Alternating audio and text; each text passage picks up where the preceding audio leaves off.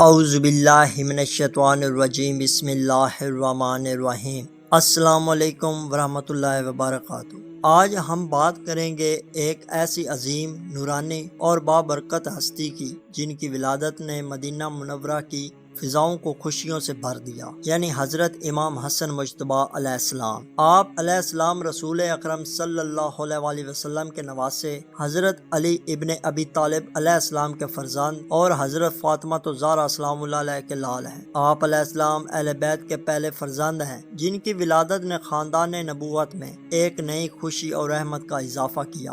حضرت امام حسن علیہ السلام کی ولادت 15 رمضان المبارک 3 ہجری کو مدینہ منورہ میں ہوئی۔ جب آپ علیہ السلام کی پیدائش کی خبر رسول اللہ صلی اللہ علیہ وسلم تک پہنچی تو آپ صلی اللہ علیہ وسلم بے حد خوش ہوئے اور فوراً حضرت فاطمہ سلام اللہ علیہ کے گھر تشریف لائے۔ آپ صلی اللہ علیہ وسلم نے اس نومولود کو اپنی آغوش میں لیا، اس کے کان میں اذان و اقامت کہی اور اللہ تعالیٰ کا شکر ادا کیا۔ رسول اللہ صلی اللہ علیہ وسلم نے اللہ کے حکم سے اس بچے کا نام حسن رکھا۔ یہ نام اس سے پہلے عرب میں عام نہ تھا اور اس کا مطلب ہے خوبصورت یا نیک۔ یہ نام خود اس بات کی نشانی تھا کہ یہ بچہ ظاہری اور باطنی حسن کا پیکر ہوگا۔ 7ویں دن آپ علیہ السلام کے عقیقے کی رسم ادا کی گئی۔ رسول اللہ صلی اللہ علیہ وسلم نے ایک دمبا قربان کیا اور حضرت فاطمہ سلام اللہ علیہ کو حکم دیا کہ بچے کے بال منڈوا کر ان کے وزن کے برابر چاندی صدقہ کریں۔ اس طرح اسلام نے پیدائش کے موقع پر خوشگزاری، صفائی اور صدقہ کا خوبصورت نظام سکھایا۔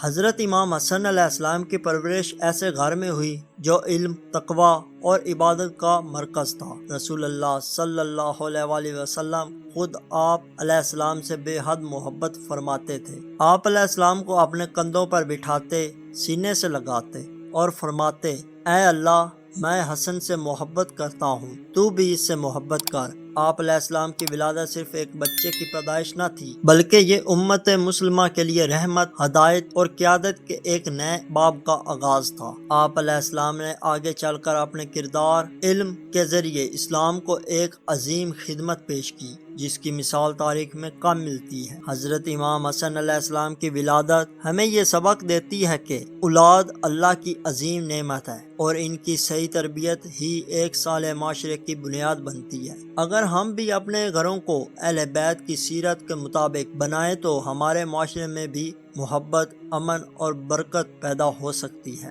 اگر آپ کو اہل بیت کی سیرت، کربلا کے واقعات اور اسلامی معلومات پسند ہے تو ہمارے چینل ذکر اہل بیت کو ضرور سبسکرائب کریں، ویڈیوز کو لائک کریں، دوستوں کے ساتھ شیئر کریں اور اپنی رائے کمنٹ باکس میں لازمی دیں۔ آپ کی سپورٹ ہمارے لیے حوصلہ ہے اور اسی کے ذریعے ہم اہل بیت کا پیغام مزید لوگوں تک پہنچا سکتے ہیں۔ شکریہ۔